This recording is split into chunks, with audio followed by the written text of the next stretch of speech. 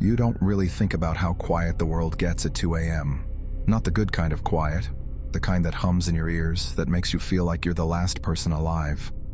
I work nights at a small gas station off a lonely highway in the Midwest. I'm 22, and I took the job because it was close to my apartment and paid just enough to keep the lights on. I thought it'd be easy money, but as we're going to find out, something happened that still makes my skin crawl when I think about it. Most nights were dull. Truckers, drunks, people buying cigarettes they didn't need. But sometimes, around that dead hour between 2 and 3 a.m., the air changes. You know that feeling when you suddenly realize how alone you are? Yeah, that kind. That night, the cameras were acting up again. The monitors behind the counter flickered, one of them cutting to static before the picture came back. Except now there was a man standing at pump 4. He wasn't pumping gas. He was just standing there, facing the store. I waited for him to move. Well, he didn't. He just stared, unmoving, for a solid minute before turning away and walking out of frame. I waited for the door chime, but it never rang. Did he just disappear? I remember glancing around the store and thinking, maybe the footage was lagging, or maybe he was already inside. 10 minutes later, someone walked in, a tall guy in a flannel jacket, work boots, and hood up. He didn't say a word, didn't even look at me, just started pacing the aisles, slow, steady, like he was counting something. He wasn't shopping and wasn't even pretending to do. He'd pick something up, hold it for a few seconds, put it back, then move closer. Every time I looked away, he was closer, one aisle over, then right by the counter. And I caught myself thinking, why is he here this late? Why is he moving like that? I tried to shake it off. Maybe he was just tired or high, but deep down, I knew better.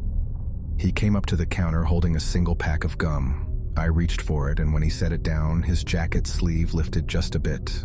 Underneath, pressed against his forearm, was a butcher knife. I froze. My throat went dry. Do I call someone? Do I run? I forced a shaky smile, scanned the gum, and muttered the price. He didn't move, didn't pay, didn't blink. He just stared, not at me, but at the camera feed behind me. And then he smiled. Not like a normal smile, like he was remembering something bad. He leaned forward slightly, still staring at the screen. I could barely breathe. Finally, without saying a word, he turned and walked out. No payment, no gum, nothing. Just that sound of the door closing and the feeling that it wasn't really over. I tried to laugh it off, told myself I was overreacting, but then I noticed something outside. Through the glass, just beyond the pumps, he was standing there again. Same jacket, same stance, but now his head was tilted slightly to one side, like he was studying me. Is he waiting for someone? I remember whispering. I stepped back from the counter. The lights above the pumps flickered, once, twice. And in that moment of darkness, I swear he moved closer.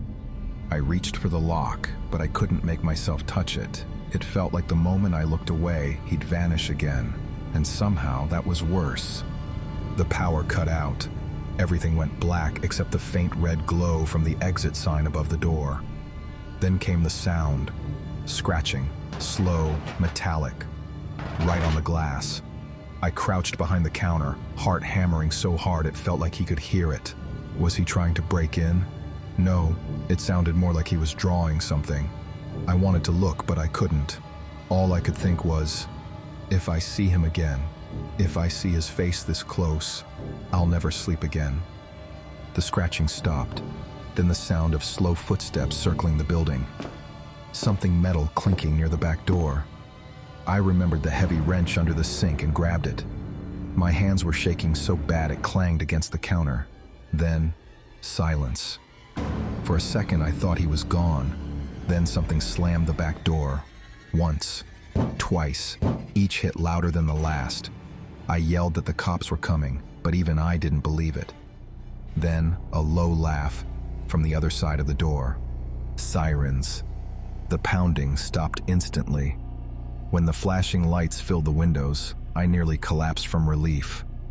The police searched the lot and the woods behind it. They found footprints leading to the trees and, half buried in the gravel, the butcher knife. They said he was probably a drifter, maybe high, maybe just trying to scare me, but I can't stop replaying it. That moment on the camera, when he stood there before ever coming in, like he'd been watching me long before I saw him. I quit a week later. Now, anytime I'm out late, I glance at every reflection, every glass door, because what really keeps me up isn't what he did, it's what I still don't know. Was that really the first time he showed up, or just the first time I noticed?